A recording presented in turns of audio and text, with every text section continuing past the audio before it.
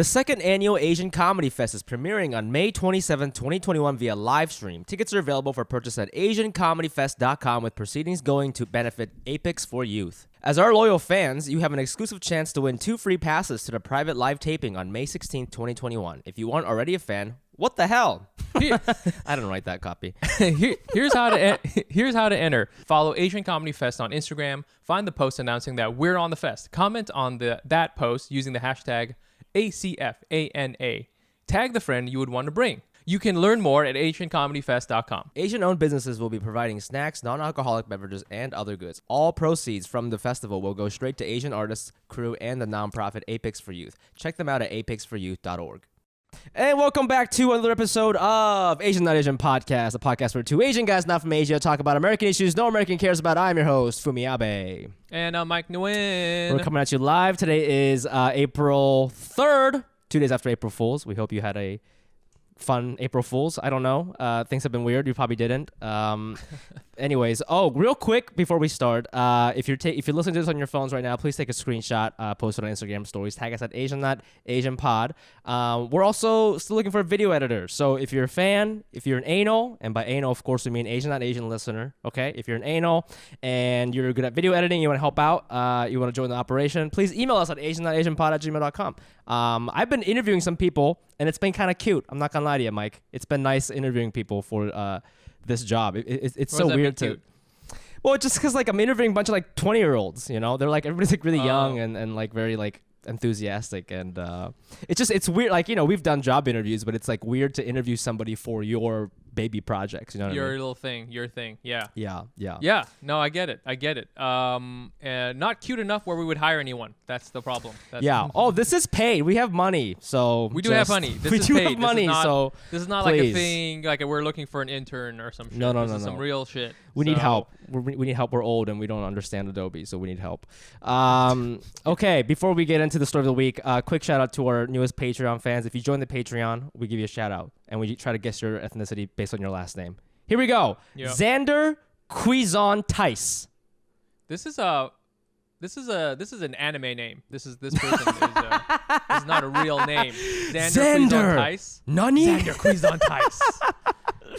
He's the dude. He's looking for spice in Dune. Okay. This guy's name. Yeah. So I'm gonna say he is from Dune. Okay. There you go. Next we got Matt Malikowski. Malakowski. Polish. Chinese. Polish Chinese. Then we got Shoko. That's just Japanese. Straight up. This is just an empress. Shoko. We got Saki Sato, another Japanese person. Nice. We got Kristen Yee. Yee. I think that is Taiwanese. I'm going to say Taiwanese. I'm going to say Taiwanese. Going with the Taiwanese. And finally, we have Sarah Engeldinger. This is if I wanted to make fun of a white person's name, I would. Yes. Shut up, Sarah Engeldinger. Engeldinger. But no, she's like, I don't know, like. I don't know why. In my mind, she's making an apple pie. You know, that's the kind of white person she is. But yeah, but she has Hungarian ancestry. You know. Yes. Yeah. Well, thank you, Miss Engeldinger, for your donation. Again, guys, if you want to get it on this, go to patreon.com/AsianNotAsianPod to join the army. Story of the week. This week, we're going to try to answer with our guest the question: is getting industry heat for the wrong reason Asian or not Asian? Okay, I've been thinking about this a lot this week. Okay, so last year, my boy and I, Jordan Mendoza, hilarious comedian, we came up with this like sketch show idea, and we were kind of like shopping it around, and nobody really bit. And then people were just like, well, you know, we're not really sure about this. We're not sure about the timing, blah, blah, blah. And we're like, oh, man, we worked so hard on this. It was such a bummer. We thought this was the Asian wave. And then this month, or like end of last month, post-Georgia terrorist attack. I mean, I know this is such a bleak thing to bring up, but post that incident, people have been like, you guys, I think the time is now. You know, like same people call and be like, actually, we love the idea. You're in. You know, like, and it's like, and it's like, it's cool, but the same time, I'm just like, oh man, like, is this what it takes to like get your attention sometimes? You know what I mean? And I was thinking about, there's an amazing comedian named Zibe Fumido who has her own show coming out on Showtime. She's got this show called Baited. And it really blew up over the summer during like the whole George Floyd thing, right? And she has had that show for a while, and she's very funny. And I was actually surprised it wasn't picked up for TV, like, you know, when she was doing it in 2016, 2017. But hey, and I'm not saying this is the reason why it happened for her, but hey, it happened during that time when people were more open to talking about race, because the entire purpose of her show, it's called Baited, and she baits white people into saying racist things, right? So hey, again, the timing is right? And I was just thinking about like, man, like, is this gonna be the norm? Like, is there going to have to be a literal sacrifice for me to fucking get my shit on TV? Do you ever think about that? Yes, because this is how it works. This is how white people roll. I'm being completely serious. We should never look to them to give us anything. We have to take it ourselves. Somebody slid into our DMs earlier about that. You know, people have been making these lists about like, you know, what podcast should you listen to? Or whatever, yes, right? There was a article on Vanity Fair. I think it's Vanity Fair. Let me just called 10 Essential Podcasts from AAPI Creators. Again, this is a reaction to what's been happening, right? Everybody's now all of a sudden cares about Asian people because people fucking died, and they made this list and they put podcasts on there. And hey, we're not on there, and we're not bitter about that, because you know we talk mainly about stuff we're never here. on these lists, which is great. It's totally fine. But I thought there were other podcasts that should have been on there. That's like really great. And it seems like this person, I think the writer is white. I googled her. It seemed like she just kind of picked the 10 most popular. You know, she just googled Asian podcasts and just picked the first 10. You know. Yeah. This is like the system. I don't know what you want to call it. The people who are calling you about your show and the people who make these like lists, they are not interested in our story. You know, they're interested in. They're a business. You know, right? They're interested in money. When I wouldn't be surprised if like all of a sudden, you know, Starbucks has a really big opinion about Asian lives. You know, like all of a sudden. You know, oh yeah, we're you know, for soy sauce latte, Asian American Pacific Islander Heritage Month, we're gonna have a new special Thai spice latte that's gonna come out, and it's gonna be really delicious. No, they don't care about shit like that because they're a business, and this is what they do. You know, so it's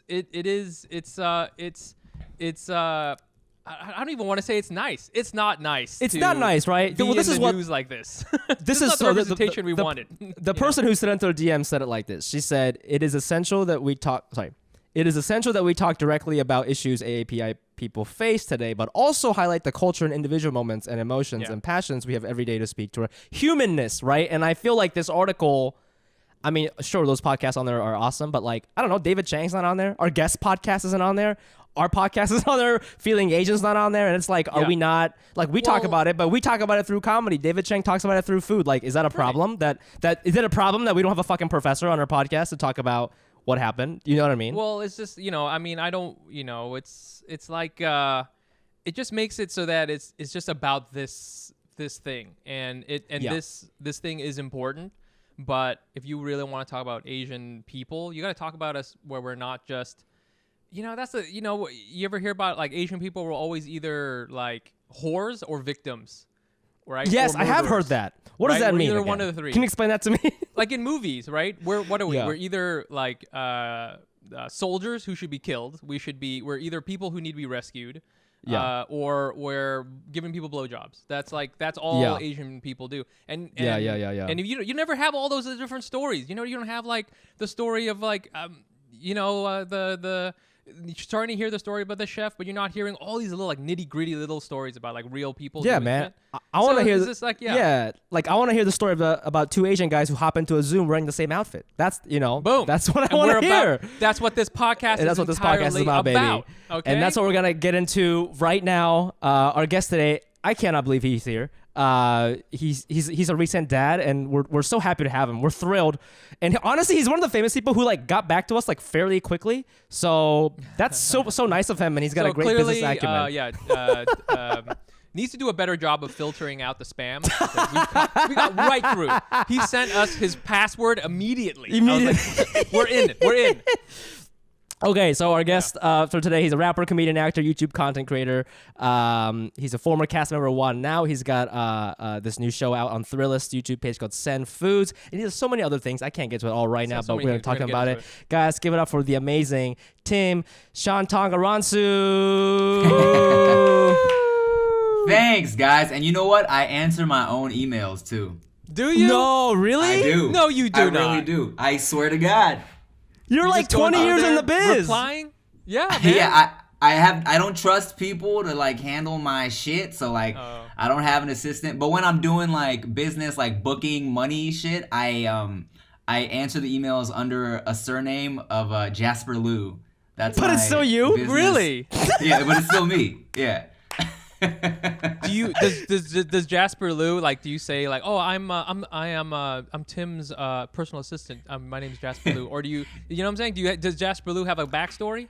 Yeah. I'll like so they come at me with like any type of like branding or collaboration. And I'm like, oh, okay, cool. Tim would probably be interested in that. And then I sign off with a like DeLaGhetto team, even though it's not DeLaGhetto anymore. But I put like Team DeLaGhetto or some shit, so people think it's like he's like part of huge the organization. Yeah. Right. Yeah. Yeah, let me send this over to accounting. Hey, Robert, what do you think about this? Well, good point, Jasper. Yeah. Tim's very busy. Tim just puts on a different colored beanie. Yeah, just a different color beanie. Oh man, well we're so happy to have you here, man. We just want to kind of pass that story of the week to you. I don't know if you had any thoughts about what you just heard, or if you've experienced it yourself. I know it's only been a month or maybe a couple weeks and stuff like that. And hey, maybe I'm a little, emotional and maybe sound a little bitter. I don't know what it is, but just wanted to kind of get your take on it. No, it's funny because I was just thinking that kind of along the same vibes too. Like my dad hit me up the other day, and you see tweets from people who are like, oh, you know what, my mom texted me and said she's afraid to go outside because she's Asian and she wants to wear masks to make sure people don't know she's Asian. But my dad on the flip side was like, lately me and your mom have been walking around, people have been very nice to us. He's like, people are being extra nice to us lately because of everything that's been going on. You know what I'm saying? And I was like, oh, well, shit, I guess dope, But for sure, like, like you said, right, that's kind of, it sucks to think that it's kind of what has to happen. But, as a result of like all the BLM protests and stuff, right? Now you see everybody's like, oh, we stand with Black lives. We're trying to hire more Black people. We're trying to diversify this and this and that. And, I think the whole issue of like Asian people going through shit just kind of started getting in people's faces and getting their attention, Before that, it was like, oh, y'all go through shit? Oh, damn, I had no idea. Yeah. Have you noticed that anyone has been, the way people are talking about your projects, talking to you and Jasper a little different, Are they, have you been getting anything like that? I remember we did a show and another comic was on there and he was kidding around. He's like, yeah, man, after this, man, dude, I'm going to get so many bookings. It was very dark humor, but like, I was wondering, I was like, is that, to what Fumi was saying, is that going to be something? Have you noticed anything like that, like tonally, like as this has been happening? Well, I don't know if I can necessarily say it's a result of like the recent attacks and the surge of hate crimes towards Asian people, but definitely the past year, there's been more of a push.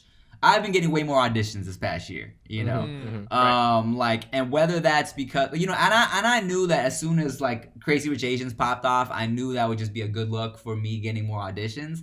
But for some reason the past year, whether that be because people are trying to diversify or because of like the attacks, I've definitely been getting hit up for more like more parts and more opportunities, So maybe. Did you go out for Crazy Rich Asians? Did you go out for that? Dude, I didn't even get hit up for that shit, man. Like, Dude, come on. And here's the thing. You've been perfect for so many different roles in it, Bro, it's so stupid because like I also like I'm looking at the roster for Raya, The Last Dragon, which was a great movie, right? Yeah, that's a great movie. And I know like people that were involved in it, but like, bruh, I'm literally Southeast Asian. You know what I'm saying? Yes. Like, the list is so short.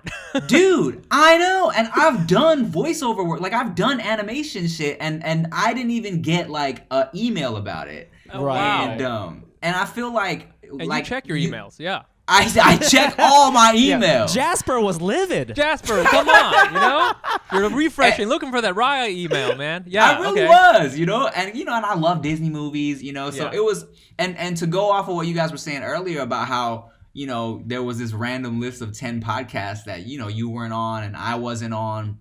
I low-key feel like the Asian industry forgets that I'm Asian because I'm not necessarily screaming Asian content, you know? Right. Interesting. Interesting. What? So like, I mean, I do want to get into that because I think I know what you're talking about. Like when you say Asian content, are we talking kind of like subtle Asian traits kind of shit? Are we talking about like rich Asians kind of shit? What? Yeah, because like because my goal when I started doing just like my funny videos and stuff was, I had videos that were like, like this is about Asian things, but I wanted I wanted everybody to find it funny, Right. So I feel like even though there's a lot of people who have popped off doing kind of like Asian specific humor, like this is like Asian dad thing, or this is like Asian people things, like an Uncle Roger type. Right. Yeah, like that's great, and he's hilarious. But I was kind of like veering away from that, and I think because of that, and because I'm not constantly like, hey, I'm trying to highlight my like Asian story. I'm just kind of trying to highlight my story because I don't necessarily feel like my story is really even like an Asian story, like it's just kind of me just living my life as an Asian person. But so I feel like because I never really highlighted that, like the traditional like Hollywood, I guess the industry that kind of is going in that lane, they forget that I'm Asian, right? Dude, I totally feel you because, well, you got into the game, what, like 2005 or something like that? 2006? Like 06, 05. So I feel like, we started around like 2014, but like the Asian entertainers, comedians, writers, whatever, who started a little bit before us, 2010 and before, I feel like, to your point, even if they were proud being Thai or Asian, they kind of had to make sure like everyone was happy, I couldn't be too Thai because that's gonna scare white people, right? So you're like trying to do this, and then like it's so weird because in like 2017 they're like, no, we actually prefer the Asian thing. That's what we want now, and you're like, that's not what you fucking said, So like, I totally feel you. Yeah, and I think to even add on top of that, it has to be a certain kind of Asian because I think it has to like fit in your mind. I know that you Tim, you grew up in Southern California. And I don't know if America is ready for Asian people living in Southern California vibes, because that's a specific vibe. And I think right now they're into Asian people are rich and drive Rolls Royces vibes. That is the thing that they're kind of what they're going for right now, Yeah, there's like multiple, like there's reality shows now and, Exactly. Yeah. And, and no, go ahead, man. Oh no! I was gonna say like you're right, and that's why I always, even though I was always trying to say like, hey, be proud of like who you are and be proud of being Asian, be proud of where you come from, and like you said, in the beginning it's like you're kind of so I really wanted to like be like I'm trying to be famous, you know what I'm saying? Yeah, so of course. So I'm like, I want to be like a traditional like actor in this shit. So that's why I was never, in the beginning, I wasn't trying to push like, hey guys, this is a specific Asian thing. I'm like, hey guys, like, hey, casting directors, hit me up for not Asian parts. That was the goal. It's like, hit me up as a regular person. And so, and I've told this story before on just here and there where like I got invited to an Asian event. And it was all about like highlighting, Asian talent and stuff like that. They hit me up. They invited me to come like, walk the whatever. And then as part of the show that night, they're like, okay, we're gonna play like a little highlight reel of all the Asian people that have been on TV and movies this year. I'm like, oh, lit. I've been on Wildn Out for like 5 years now. I'm like the only Asian, I'm saying? I'm like the token Asian. Yeah. And so I'm like, all right, cool. I'm ready. I'm watching and like I'm seeing like mad obscure like, like names and shows I've never heard of in on this PBS. reel. Yes, exactly. Here we go. And then it ended. I'm like, oh, I wasn't even in it. Oh my god, bro. And then I kind of like I subtweeted them. Well, I didn't subtweet, but I was like, I just left this event. It was great. It's kind of weird that I wasn't in their thing.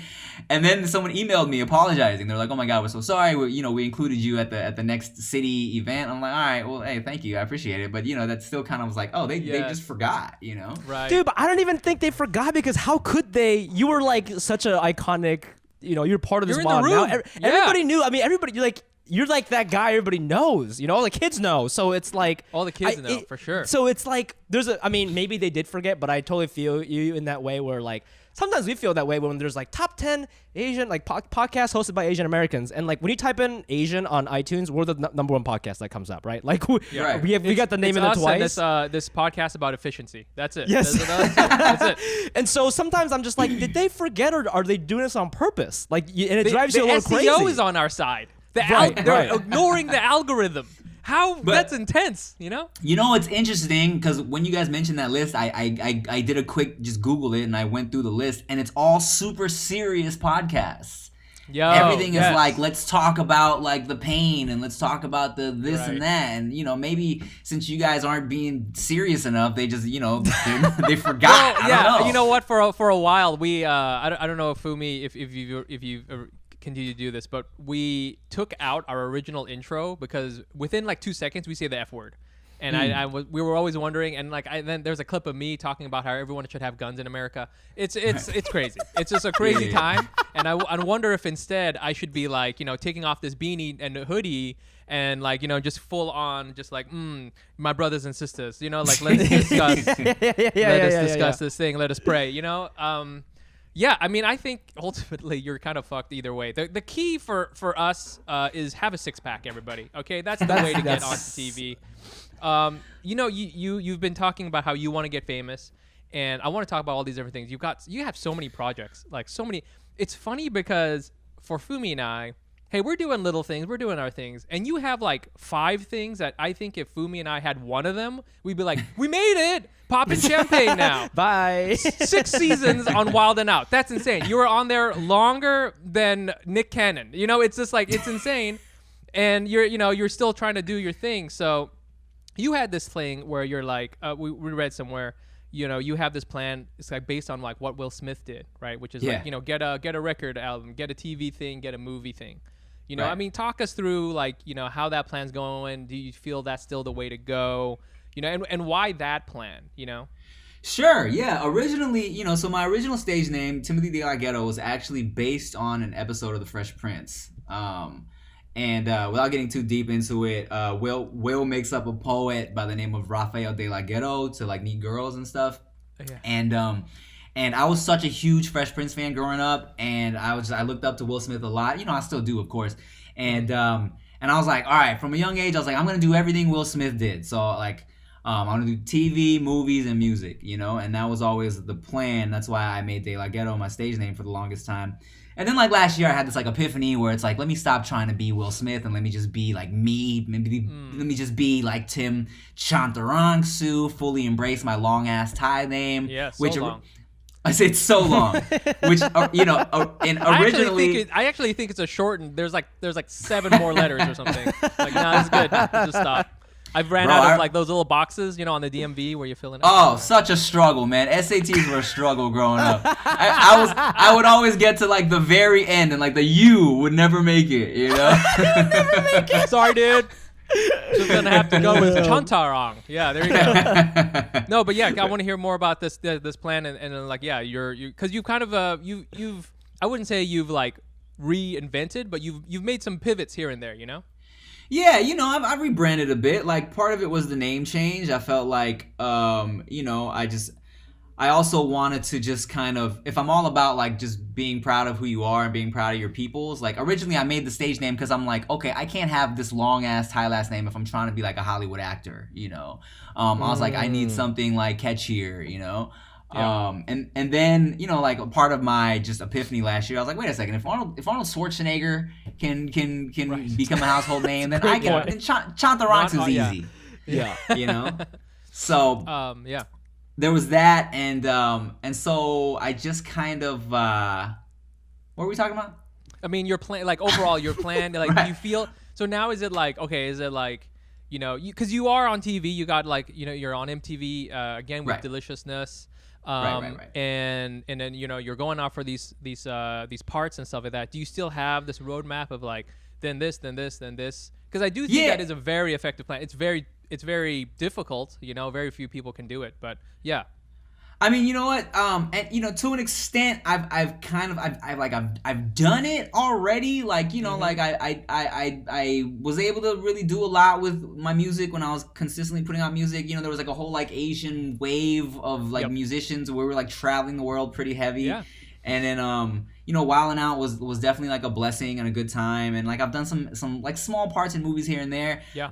For me, I still want to just kind of like take it next level. I feel like after just grinding online for like 15 years and just the industry really beginning to now like diversify and open up to like more Asian stuff, I feel like I've built up a fan base and a following that helps me get in the room now. You know what I'm saying?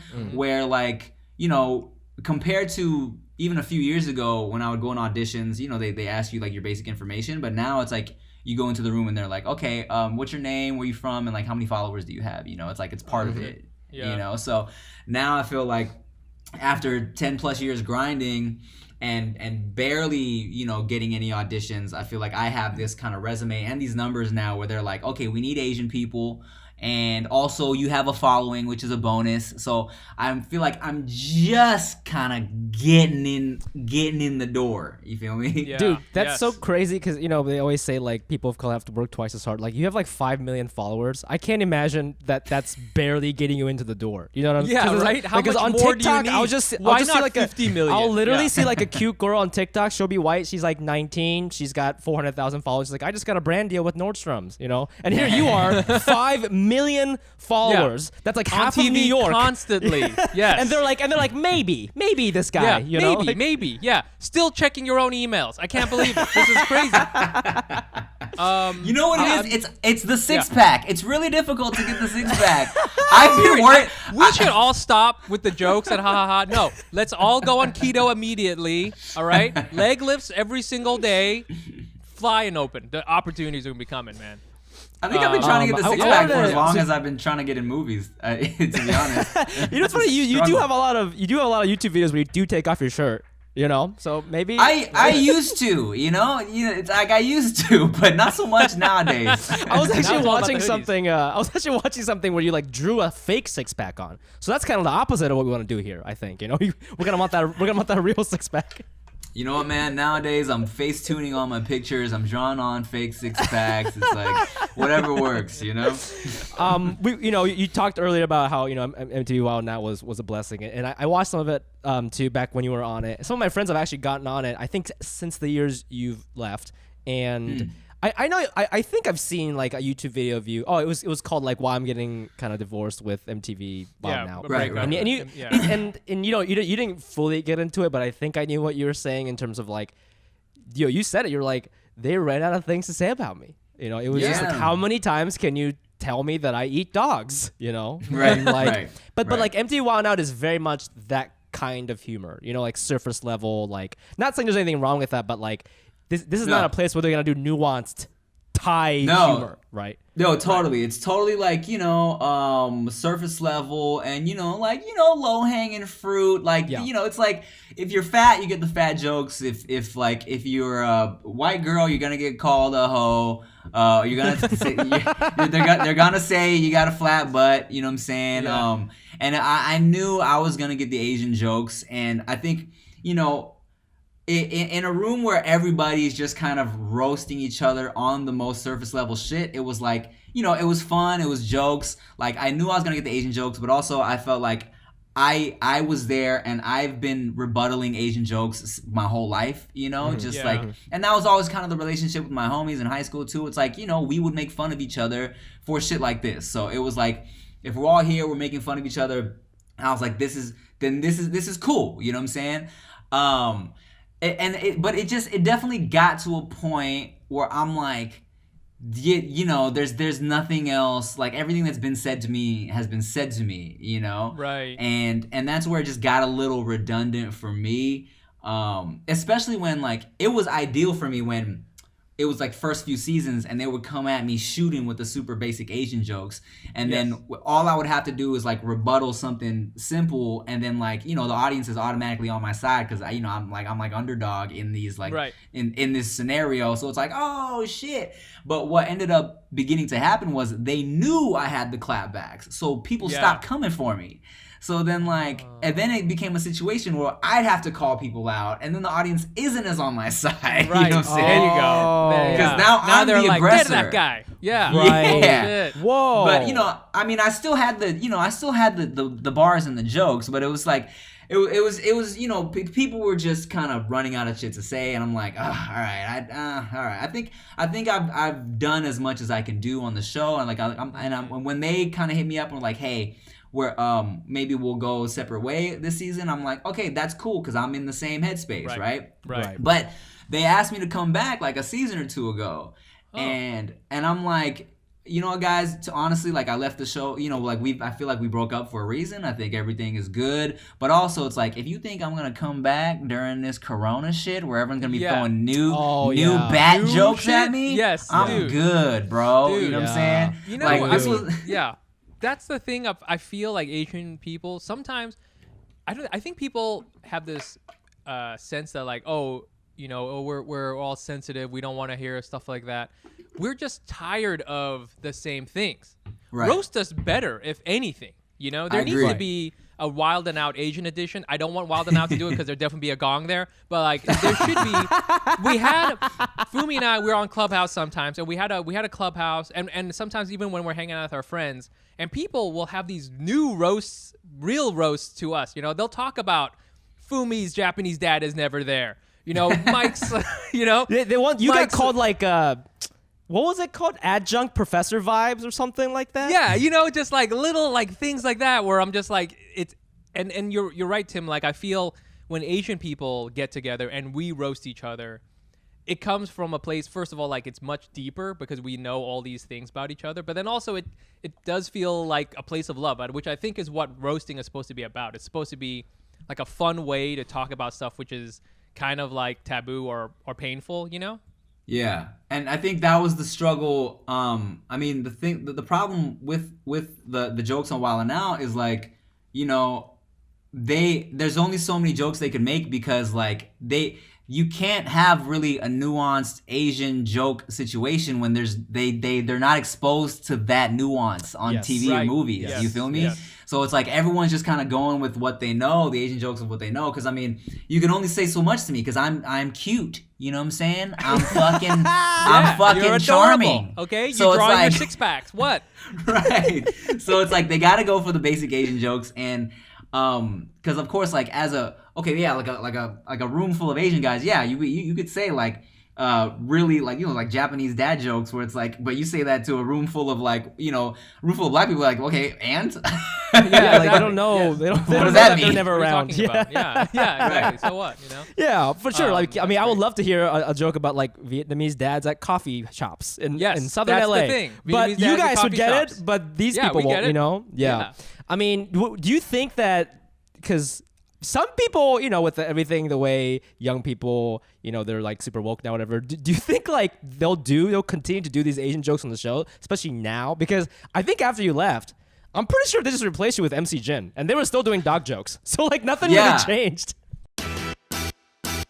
Well, you know me, Mike. You know me, right? I know. You know. I know. If you know this, if you know anything about me, you know that I'm out there. Yes. You're out there. I'm out there pounding, and a lot of people are like, "Fumi, why are you so good at pounding?" And by a lot of people, I always ask that. I don't even believe you. By a lot of people, I just mean Mike. The secret is, it is Helix Sleep Mattress. Helix Sleep has a quiz that takes just 2 minutes to complete and matches your body type and sleep preferences to the perfect mattress for you. Why would you buy a mattress made for someone else? With Helix, you're getting a mattress that you know will be perfect for the way you sleep and pounding. Everybody's unique and pounds uniquely, and Helix knows that. So they have they have several different mattress models to choose from. They have soft, medium, and firm. Wink, wink. Mattresses. Mattresses great for cooling you down if you get hot. And even a Helix Plus mattress for plus size sleepers because, hey, man, everybody needs love. Just go to helixsleep.com/Asian. Take their 2-minute sleep quiz, and they'll match you to the customized mattress that will give you the best sleep/pound of your life. They have a 10-year warranty, and you get to try it out for free for 100 nights, risk-free. They'll even pick it up for you if you don't love it, but you will. Helix is offering up to $200 off all mattress orders and 2 free pillows for our listeners at helix.com/Asian. That's helix.com/Asian for up to $200 off. And when you're doing your threesomes, 2 free pillows. Now back to this. Oh my God, Fumi, again. We're on Zoom again. Every fucking week with you. Every fucking day, man. I look at your ugly face so much. We're on Zoom constantly. Oh my God. But you know what helps with the Zoom thing? What? Raycon wireless earbuds. Whether you're catching up on your favorite news podcast, binging an audiobook, or powering through your workout with a pumped up playlist, that's definitely Mike, a pair of Raycons is in your ears can make all the difference. That's right. When I'm listening to Britney Spears, my pump up playlist, I love Raycons because they fit into my ears. I got big ear canals. They fit right in there. The sound quality is great. It's awesome. No dangly wires or stems to get in your way here. Raycons come in a range of stylish colorways, but always with a comfortable in-ear fit for a more discreet look. Raycons are built to perform anywhere and anytime with water and sweat resistance, construction, and Bluetooth that pairs quickly and seamlessly. I will have to say the Bluetooth, it did connect pretty fast, and I was impressed with that. This tight. And with enough battery life for 6 hours of playtime. That's like 6 episodes of Asian Nation. You can unplug for a while. The best part, Raycon makes great sound accessible to everyone with wireless earbuds starting at half the price of other premium audio brands. Use the rest of the money to subscribe to Patreon for us. Yeah. Raycon's offering 15% off all their products for my listeners, I should say our listeners, and here's what you've got to do to get it. Go to buyraycon.com/Asian. That's it. You'll get 15% off your entire Raycon order. So feel free to grab a pair and a spare. That's 15% off at buyraycon.com/Asian. buyraycon.com/Asian. Nice.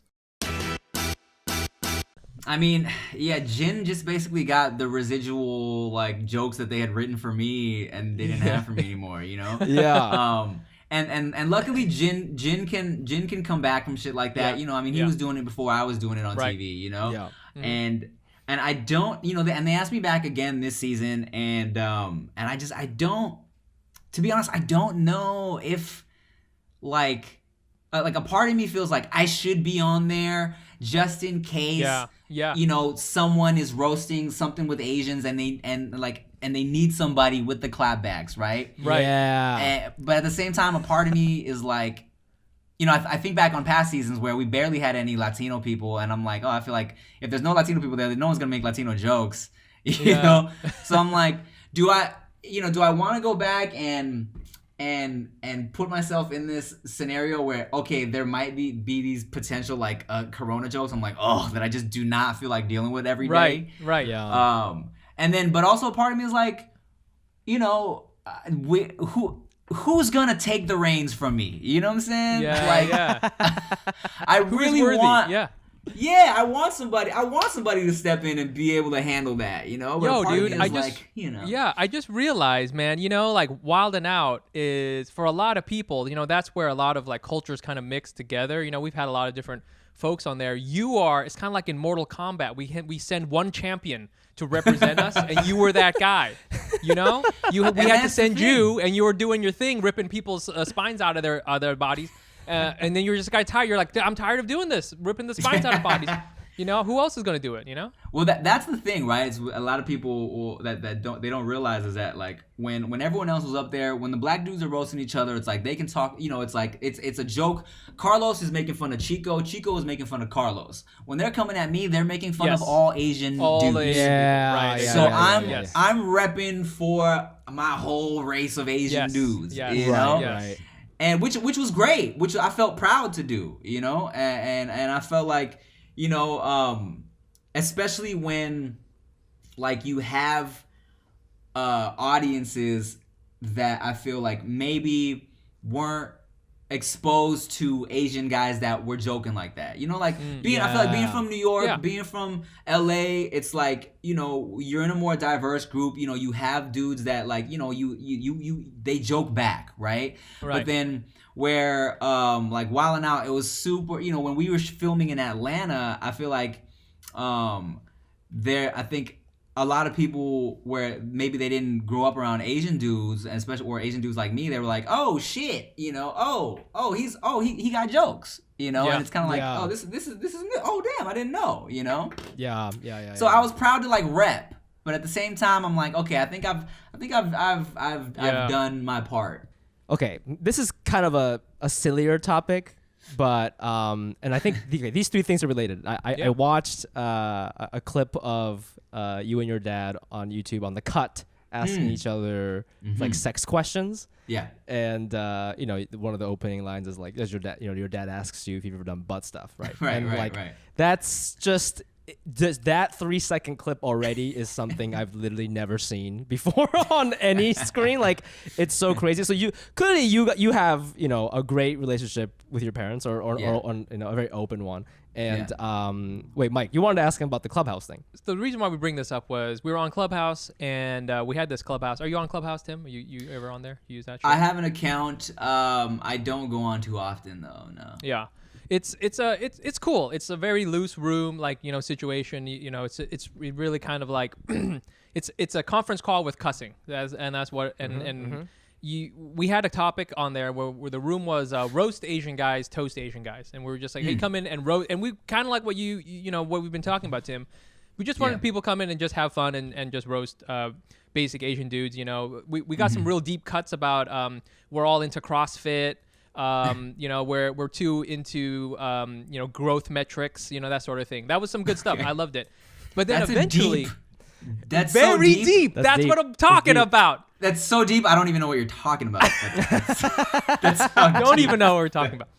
But what happened too was that eventually we all ended up kind of talking about our dads. We all ended up talking about like how Asian dads aren't there for us, or they're stepping out on their wives, or whatever the fuck it is.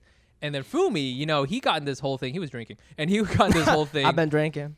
He was drinking, and he got in this whole thing. And our listeners know, you know, with Fumi, he has, I think, a distant relationship from his father, right? Would you say, Fumi? And we were kind of talking about this whole thing where you wanted to, you know a little bit more about your history, right?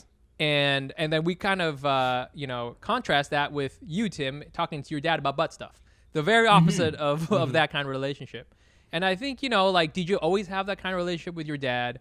And then what would you say to someone like Fumi who's like trying to have maybe not a butt stuff conversation, but a conversation about, you know, just, hey, where we come from? Well, you know what? Like, it's hard to say, right? Because I really only know my relationship with my dad, right? And for me specifically, like, I've always felt that Thai people and Thai old people have always been very just open about joking about sexual things. Really? Okay. Yeah, I would say Thai that. people That's are dirty. Yeah, I would say Thai people are they're culturally, I don't know if this is fair, you know, to say that, you know, they're more accepting of LGBTQ kind of things. Like, culturally, there's these things. You guys are a little bit more open. I'm not sure what it is, but I don't know if that's a fair assessment, you know? Yeah, no, totally. I mean, I can't necessarily say where it comes from, but Thai people have just always been all about joking about, like, just dicks and vaginas, you know? Like, ever since so it's pad Thai and dick jokes. Never looking at pad Thai the same way again. Okay, where's this like, from? Where were your hands? Ever since I was a little kid, you know, like, if it was a group of my, like, parents and their friends joking around, it was always just, like, you know, vagina jokes and penis jokes. And even at a very young age, when I was, like, 8 or 10, my dad took me to a famous show in Thailand, which is all, like, beautiful transgenders, you know what I'm saying? And I remember my dad even being like, yo, what do you think of these women? He's like, do you think they're pretty? I'm like, yeah, super pretty. He's like, they used to be men. And I was like, wow, that's crazy. And Would so you like it's some always- pad thai now, son? Yeah, go ahead. So we're always really open about like sexual stuff and dirty jokes, right? And that's what kind of molded my sense of humor, and that's why that's also a big reason why my original content and my current content was so sex forward, because I felt like people weren't used to seeing Asian people joke about just sex, and like they weren't used to seeing Asian dudes being sexual like that. So I was like, this is a part of like my life basically growing up, and my sense of humor and my personality. And I was like, let me show people that like, hey, Asian dudes can be sexual. We joke about this type of shit too, right? And I hear all the time from my other Asian friends, maybe their relationships weren't as good with their parents or their dad. Like I dated a Korean girl who like, I was shocked by the things her parents would say to her, like where I remember dating her and her being like, Mom, you're hurting my feelings, and her mom being like, you're 15, you don't have feelings, shit like that. Yeah, and just being like shocked, right? My dad has always been like, I don't know, he was always really like, he told me from early on, like, I want you to like communicate with me and tell me how you feel. Even when I was dating that girl at 15, and my dad kind of thought that I might be getting into like a sexual situation with her. He bought me like a box of condoms, Whoa. Like, hey, I'm not. Yeah, he's like, my boy's gonna need these. My boy. He's like, sir, I'm 11. Yeah. He bought me the Magnums. He's like, I'm like, Dad, I could never. Here you go. Nah, but he told me, he's like, I'm not saying use these, but I was talking to my friends, and I just want you to be safe. So it was always a very open relationship with my dad. I love that, man. And I think I don't know if this is related. I remember I think one of the more interesting conversations we've had on this podcast ever is we were talking about like not too long ago, Taiwan had legalized gay marriage, and we were talking about like the Western/Christian influence on East Asian countries, because the whole like homophobic thing comes from Christianity, like how being gay is wrong and all that, and there's one way to have sex, and it's missionary, which is not even true. But because if you look at like old Japanese art, like Japanese people like homosexuality was totally a thing before the occupation, and they had dildos made out of ropes, and it was a whole thing. It was totally cool. And Thailand is that one country that didn't get colonized, right? And so it's got this Buddhist thing, and it never had this Christian influence. And we were saying like we have no idea if this is true or not, but we were thinking like, oh, maybe there is a relationship between that and how like open it is sort of sexually. Even, I mean, damn, you saw a transgender person when you were a boy, like I don't think I met someone like that until my 20s. You know what? It makes sense, but at the same time, when you look at you look at like the Philippines, right, which is like a heavy like Christian Catholic influence, but then but also my Filipino homies will tell me, oh, my parents are the same way. We also joke about like sex a lot, Yeah. So I don't know. It's hard to say. Maybe it's just Fumi's dad. There you go. That's what it is. That's the main thing. You have this awesome relationship podcast, and it's called No Chaser, and you've got it with some great hosts. So I mean, I think that's always a big topic for us. And I guess first, before we get into it, but you're married now. I mean, first of all, you were always talking before. You're out there. You're out in these streets, running these streets. Doing your thing, and you're always like kind of making that a point. And now you're married. Now you got a kid, and you're neglecting your child right now. But why? Why did you decide to start this relationship podcast? Because hey, I was just recently on this podcast, another relationship podcast called is it called Show Me the Receipts? I don't even know what. You don't even fucking know. I don't even know the exact. I actually don't know either. I think it's called Receipts. Yeah, there you go. So it was funny because I had to go there as like I'm the married guy, right? So you have this relationship podcast. Do you feel like you got to always go into it as like I'm the married guy with the, you know what I'm saying, or how do you approach it? Well, honestly, now like I try not to do too much. I don't want people to get sick of the me being married talk, especially since like my co-hosts are also both like not married. So whenever I go in too much on the married shit, they're like, oh god, yeah. Especially, you know, of course, I just want to talk about my baby all the time now when I'm on the podcast. I'm like, oh god.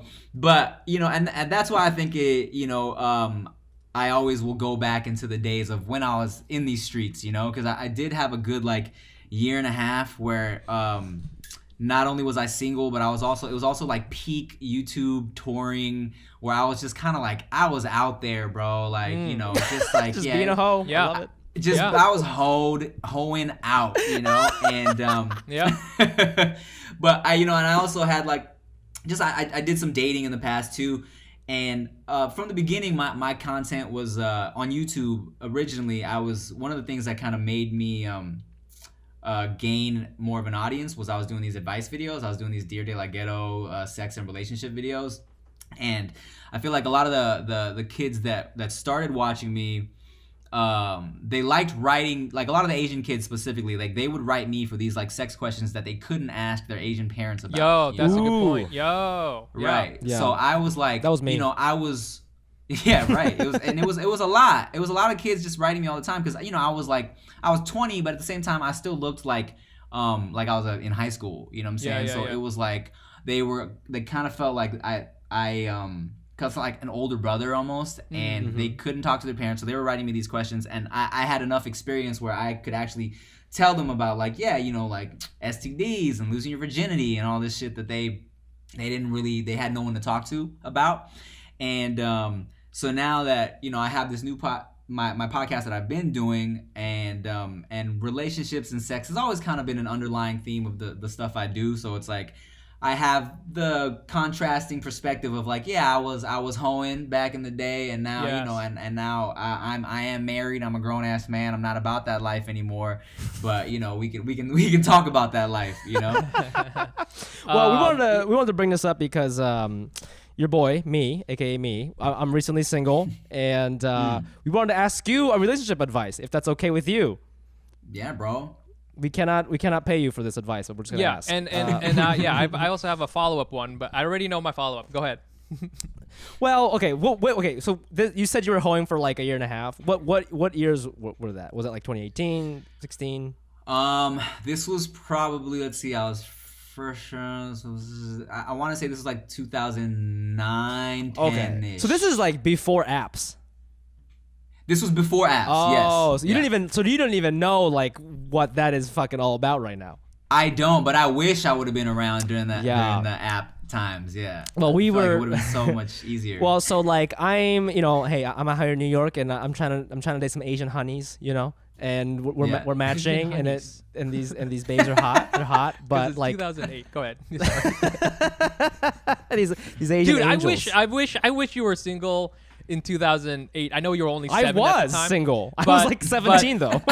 But that's what I'm saying. I would have taken you Asian clubbing. You've only been Asian clubbing once, and I feel it's not a thing anymore. So I feel like you would have jizzed your pants before you got out of the car, and we would have had to go home. But I feel you would have loved it. You would have loved it, Fumi. I'm sorry. We're getting off Yes. track. Continue with your story. Yes. Well, you know, I'm all about the Asian honeys right now, but like, and I talked about this on a couple episodes ago, but like a lot of the people I match on the apps, and maybe this is just life. I don't think it's specific to Asian people. I think this is just life, both men and women. But they're, you know, I feel like because, to your point, Tim, like I also live like a weird alternative life where I'm trying to do comedy, and I work in comedy, and like I hate corporate. I left that lifestyle. I never want to do it again. And I match with a lot of girls who are very beautiful, but they're like very career focused. You know, like, oh, what do you do? Like, and you know, and a lot of times they're maybe confused that like, you know, I mean, I have a full-time job now in comedy, but I didn't for a while, and I think people, it just like throws them off. And you know, you're talking to them, and they're, you know, their hobbies include, I love to travel, and that's kind of it. That's their whole personality, right? The whole personality is an airplane emoji. I was talking to this one girl. We call her Sky Miles 50 Asian. countries. Yeah. We call her Sky Miles Asian on this podcast because she was just going on and on about how she's a Sky Mile fiend. And she was talking about like Delta rewards points. It's all about points, baby. And I was like, damn, like I'm just out here like, you know, trying to like make out with some Asian honeys, and it's like I don't know if it's gonna happen because I don't work at McKinsey. But But aren't you like, you're not trying to get into a relationship though right now though, are you? Or are No, you? I am. I'm trying to channel Tim 2008 energy, the hoedown. Bro, I mean, then I feel like my advice to you and what I would do if I was like, 2009, 10 Tim, like, you got to be kind of straightforward with that. Like, I feel like put it in your bio, no relationships. I'm just trying to have a good time. Eggplant Then no one cares. Relationships. Eggplant Yes, emojis. then no one cares if you have a job or not. They just think you're cute and they want to make out. You know what I'm I saying? mean, Fumi, isn't that a thing though? I thought there's a thing where it's like just casual or something like that. Can you not put that into your bio? It is a thing, but you gotta also understand the dynamic between men and women, right? Like women can put that because they just can do whatever the fuck they want, but because they're in demand. But when a guy puts that, a woman, I think a lot of them go, "Oh, he's not safe." Like there's a whole safety element to online dating because they don't know. I mean, shit. Like so many dates can go wrong. It's 2021, bro. So I mean, this is when all the allegations are coming out, bro. This is what you. So instead, what you gotta do, you gotta lie to them later. Yeah, that's what you. Don't lie to them up front. No, it's totally cool, but no relationships later on. I just want to not scare them. So maybe I'll put no relationships, eggplant emoji. By the way, here's what you I'm do. a real nice guy. You're gonna hold on. Listen to. No, I was gonna say here's what you do, because now you can play this super adorable angle. I'm fresh out of a relationship. I'm heartbroken. I just want to have fun with some people and make out. And now it's like, oh, it's cute because you're fresh out of a relationship. There you go. And Tell that story. Don't come out Tell there the like my dick's story. hard. Yeah, don't come out there like I'm just trying to bang you and never call you again. Like, come on, buddy. Tell your story. That was the follow up I had because I've been noticing. And I don't know if you feel this way, Fumi, but I feel Fumi, because he's just kind of gotten onto this thing, he has a little edge to him now. I feel that he has an edge to him because of stuff that's going on. And I wondered what advice you have for someone, hey, besides going out on the apps and getting out there, you have for someone who's going through something like this. Because I feel like, you gotta also take care of yourself. You know what I'm saying? I think that's most important, right? Like aside from going out and making out with random Asian honeys, which is like super fun. I think Asian honeys. I think the most. Oh, how old are you? I'm 31.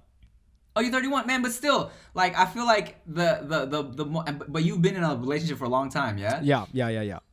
Yeah. So I feel like that's the best part about failed relationships is everything you learn from it. You know what I'm saying? Because I feel like with every failed relationship, you take so much from that. Like not only like from my ex, right, is where I didn't even learn shit. Like there was shit years later that I realized I was like, oh, you know what? I was fucked up here. And then it really helped me like not only in my future relationship, but also just like kind of as who I am after I like fully processed and I was like, oh shit, you know what? I spent so much time like blaming her and calling her crazy, and like years later I realized like, oh, you know what? I was an asshole, and like I probably caused that, and yes. now like it's helped me with my current relationship where I'm like, okay, I'm gonna make sure not repeat those things. You feel me? Yeah. That's interesting. I mean, if only I could convey that in a quick bio, Yeah. Is there a way to do that? What do I put after the eggplant emoji in order to get that going? I almost feel like, there's like black belts in karate. Like there should be like relationship level belts. So you can just be like, hey, I'm a blue belt. Like I've been around the block, like I could just tell people. Hey man, on the apps, just have fun, bro.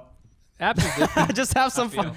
Just have fun. Makeouts, but sad makeouts. Sad makeouts. And then you know what's the beauty is? It's like every friends with benefits situation, if the girl is cool and the guy is cool, you guys end up like falling in love anyways. So you're gonna accidentally get into a relationship. Oh my gosh, dude.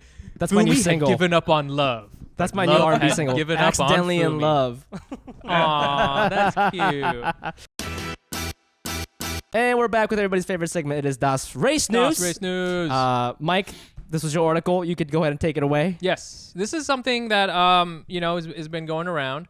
And it's been interesting to see people kind of like proactively getting ahead of like potentially being canceled for something. because there was an author who like pulled some books because they had some passive Asian racism in it, and this is the one I wanted to talk about was Jay Leno. He goes and he apologizes for years of anti-Asian jokes, and it's all over the news. There's one for New York Times. I'll read a little bit of it here. Jay Leno, the longtime Tonight Show host, apologized for history of making anti-Asian jokes, saying that at the time he genuinely thought them to be harmless, but now hopes for forgiveness from Asians. And he goes on with this whole joint statement, and he says all these things. And I don't know. I mean, I wanted to talk to you guys about that. Hey, we're all comedians here. We're all doing this thing. We're trying to get on the Tonight Show. Okay. What do we think here? I was trying to think about, cause I, grew up in the Jay Leno era. So I watched him all the time on the Tonight Show, and I'm trying to remember if he did that. It may just be from his stand up. I don't know if I wouldn't be surprised if it made it onto late night show, because hell, that shit still makes it onto primetime TV all the time. But I was trying to remember if I remember a specific moment where he did that, and it could be where I just suppressed it, and it was just one of those things like, hey, it's fine. It's going to be one of those things. But I wanted to hear what you guys had to say about it. I couldn't. I mean, I was more of a Letterman dude back in the day. Yeah. I didn't watch a whole lot of Jay Leno. I don't remember anything. I remember he had a bunch the dancing like Judge Ito's. It was a bunch of Ito's that came out. Oh right, the OJ yes, trial. I remember that. I remember that Ito stuff. Yeah. I mean, I don't know if people are trying to say that's like a all Asian dudes look-alike situation, or I don't remember any anti-Asian jokes from Jay Leno's show. Like when I heard about this, it was like, I don't know. I appreciated it. It was kind of in my head. I'm like, it's tough because, back in the day, I felt like anything in terms of comedy was free reign, right? As long as it was funny. You feel me? I was like, if you can make any joke you want as long as it's funny, like make fun of everybody, whatever. But, as I got older, I kind of realized that like the thing about making Asian jokes is that there's no Asians on TV anywhere or movies. Yeah. So I feel like it's less of like, hey, we're all in the room joking with each other, and it's more of like you're talking shit about someone behind their back. Yeah, that's a good point. Yes. And so, which is why a lot of people feel like when you're making these Asian jokes, maybe he thought they were harmless.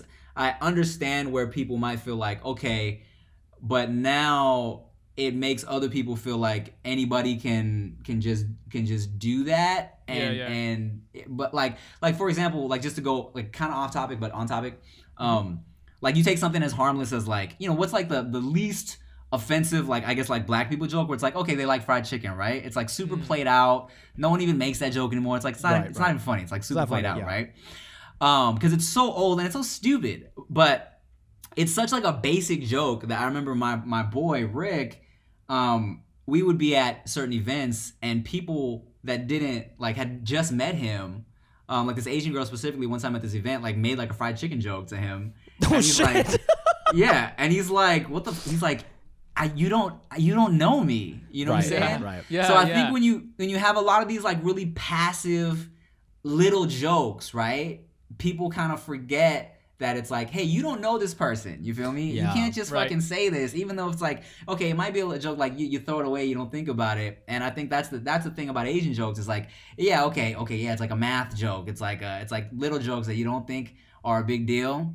But then when you don't have anybody repping out there, It's like, it feels like, come on, bro, you don't know me. I just stop. Right. Right. That's such a good point. Yeah. Yeah. I was talking to somebody about this recently. Sometimes when I'm in like a writer's room and I'm the newest person and I don't, in writer's rooms, you're supposed to just be making jokes all the time. But if I don't know you, I find it hard to joke with you because, to your point, Tim, I feel like when you make a joke with somebody, it's actually a really intimate form of a greeting, right? If I, just like, right? Like if I walk up to Mike and he's wearing like a silly sweater that he wouldn't usually wear and I roast him, I can only do that because we're buddies. Like making a joke about somebody is like holding their hand. It's actually very, very intimate. And that's how you can tell if I like you or not. Like if you think I'm shy, it's because I don't like you. I swear to God, I'm very not shy. I'm super loud and annoying. So if you think like if I'm in your life and you're like, oh, Fumi's kind of wild and annoying, that's because I like you, you know. But if you see me as a shy guy, it's because I don't want to joke with you because I don't know you and you don't know me, right? And so yeah, it is weird like when because like how many Asian friends does Jay Leno fucking have? You know what I mean? It's like you don't fucking know anything, right? Yeah. So there's that. Also, leave it to like an old white guy to apologize for like years of jokes. I feel like these days it's like, guys, I made one bad tweet yesterday. My bad. Jay Leno's coming out here and be like, I was bad from 2007 to 2016. Yes. I would like to apologize for the entire 80s. Also my first 3 albums and my entire career. It's so wild. Yeah. It's so wild. I'm glad that he apologized. I'm glad that people are getting, you know, it's crazy because it's like, this is essentially just saying, "Oh shit, I didn't know there were people. Ah, fuck." I mean, like, it goes back to the first thing we were talking about, right? It's like they do it now. They do it now because of the fucking shooting. Now they do it. Yes, exactly, Fumi. To your point from all the way at the beginning of the episode, it's like now they're doing this and they're giving us attention, but only after something terrible happened, and we don't want the conversation to be like this. You know, we wanted to go and be silly. You know, that's what we originally wanted. You know. And you know, and not gonna lie, like I sympathize a little bit because you know, like 10 years ago, I put out some content. Like I've privated some videos where I'm like, nah. Nowadays, I get it. That's true, and I feel that's you know, there's definitely jokes. I feel that's the thing with comedy. Like it moves all the time. It constantly moves around. You know, so but I think. I understand as a comedian. I do get it, you know, and I think Tim, you hit it. You know, it's really just there's not. If this is the only thing you see out there, you know, where's the balance of like where's all the good stuff that we also do? You know what I'm saying? Right. I'll give you a quick story. One time I was pitching a show, and I was pitching to this lady, and I was trying to pitch the show about like just like me being in like an interracial relationship and like just the awkward situations that might come from that. And there was this white lady I was pitching to, and she might have been some type of like spicy white, like Italian or Greek, but she was like white, you know. And not a paprika. Yeah. And I'm telling her like, oh, okay, yeah, there might be a situation where I'm inviting this girl over for dinner for the first time, and she's not familiar with like the, you know, like the fish sauce and the different smells or whatever. It's like a little awkward for her, right? She doesn't know, you know, maybe it stinks to her at first.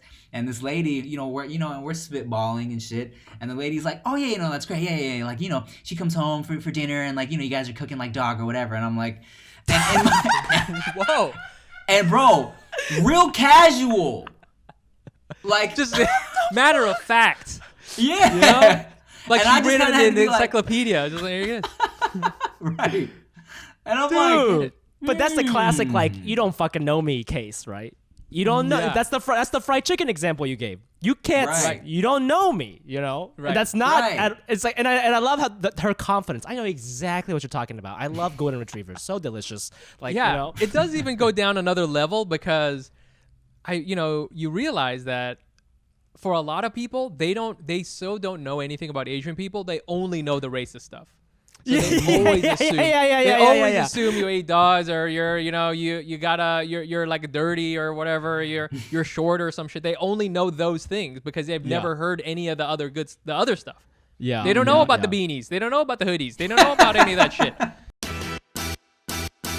Tim's got some great shows. He's got a show called Send Foods with David So. It's on Thrillist, and so we know you love food, and so we have this Fuck, Marry, Kill food edition. Hey. Okay? Yeah, and so we're going to give you kind of like a category of food, and we're going to say 3 different things, and we're going to say fuck, marry, kill, which is, you know, one of them you're going to fuck. I guess you can fuck food. Marry one of the foods. Kill one of the foods. Okay. How's that sound? Sounds great. Sounds cool. delicious. Fumi, you want to do the first one? Okay, this category is a personal favorite of mine. This category is mall foods. So, fuck, marry, kill, Cinnabon, Auntie Anne's pretzels, or Orange Julius. I tell you right off the bat, I'm fucking Cinnabon. Hey, you dirty fucking hoe, bro. Hey, so much frosting. So much you frosting. Already know. Sticky. No. Sticky. Yeah. There should be a Fleshlight Cinnabon crossover.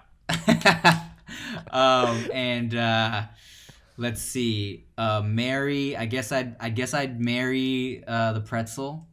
Angie Jan, that's a yeah, classic. she's a good That's girl. reliable. She's a good girl. Yeah. Yep. I think so. A lot of dips. Yep. A lot of dips. A lot of options lot of for dips. Options. Yeah. Yes. And then I'd have to kill Orange Julius. Kill Orange. Sorry, Orange Julius. You know, Yeah. I get I it. actually personally don't even know Orange Julius, so I'm cool with that. You had I was Orange gonna Julius? say I haven't seen one in since I was 10 years old. So What do they have there, It's been- Mike? Is it like a burger joint? Their famous thing is the Orange Julius, which is like a malted orange shake, I guess you could say. Yeah. Yeah. not Orange as shake? That sounds fucking It's disgusting. like an orange. Yeah, it's like a malted orange shake. It's good, but it's great.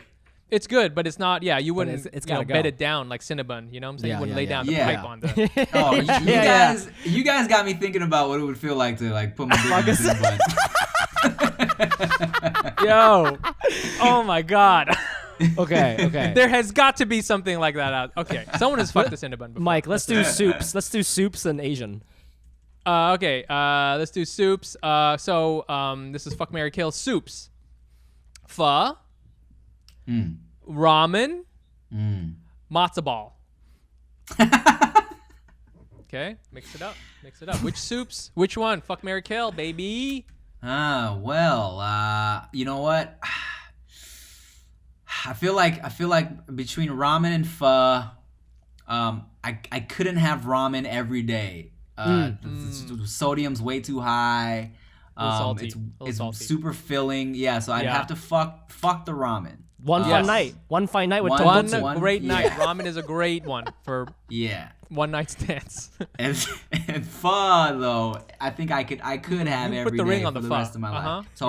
Totally. Yep. And oy vey, matzo ball soup. Hey. Oy vey. Oy vey. Sorry, matzo ball. I like that. I like you're sliding into ramen's DMs with the eggplant and going, hey man, no relationships. No Yeah, relationships. some Japanese eggplant in there, which is delicious. Let's do the last one. This is the last one. This is the Asian fast food category. We got Yoshinoya beef bowl, Okay. Panda Express, PF Chang's, and then a bonus Sizzler. I don't know what bonus Sizzler one. is. Sizzlers. You can take it or leave it. Yeah, Sizzler. Yeah, that's a dark horse. You can just do what you want. You guys are counting that as Asian fast food? Hey man, in LA, man, sometimes that's a very Asian move especially for Korean people and Vietnamese Yeah. people too. Yeah, I got we'll go you. there. It's an Asian move. It's not really a It's an restaurant. Asian move. It's an Asian move. Yeah. Totally. Shit. I would have to fuck. I think I'd fuck. Panda Express. Yeah. feel that. Little combination rice and noodle Ooh. situation. And noodle. Yep. You always got to do half and half. Yeah. Yep. Mm-hmm. Squished against my genitals. It's like titty fucking with carbs. It's amazing. And then I think I'd marry PF Chang's just for the there's more options there. More options. Okay. Oh, yeah, reliable. Yep. And probably just kill the beef bowl. I haven't been Sorry, in a long Yoshinoya. time. Yeah, sorry, Yoshinoya. Yeah. It's a Sizzler will be the side chick.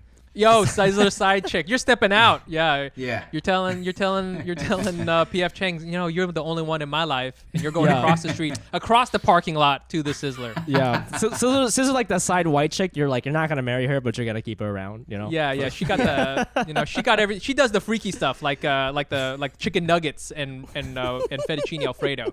So Hell yeah. Oh my gosh. Well, that was the game and the podcast. Tim, thank you so much for doing this. This was so much fun. Yeah. Thanks for having me. Where can our listeners find you and your work? Anything you want to plug? Yeah, sure. Sure. You can go to my just find my YouTube content, youtube.com/Timothy, and my Instagram is just my full name, Tim Chantarangsu. Hell yeah. And you can also follow us on all the social platforms at Asian Not Asian Pod. I'm also on there at The Fumiabe. That's TheFumiabe. And you can find me on Instagram at nicepantsbro. Also, check out the podcast I was on. It's called Receipts. Haha! I had to look it up. Receipts. With Jenny Gorlick. It's called Receipts. Jenny Gorlick. And it's I've good been on time. there And too. I'm on some other stuff. So. And if you guys are ever in LA, stop by my podcast and let's have a conversation. Oh, hell my yeah! God, I would love to, dude. I might be moving there in the summer, so I'm gonna have to hit you up. Fun. Let me know. Hell yeah. And please check out our Zoom comedy show. It's every other week called Hack City Comedy. The next one's April 16th. Just go to asian.asianpod.com for tickets and join our Patreon for bonus content. Extra episodes, shout outs. It's all good. You know how it is. Patreon.com/asian.asianpod. I think that's it. Tim, this has been amazing. Anals, we'll see you guys next week. Bye.